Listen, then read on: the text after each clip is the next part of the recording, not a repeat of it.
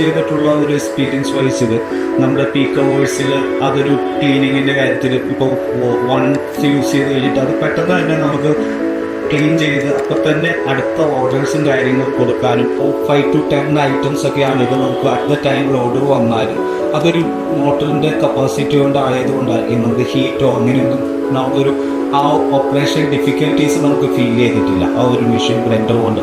അത് ശരിക്കും പറഞ്ഞു കഴിഞ്ഞാൽ നമ്മുടെ ഒരു സ്മൂത്ത് ഓപ്പറേഷന് ശരിക്കും ഒരു സപ്പോർട്ടീവാണ്.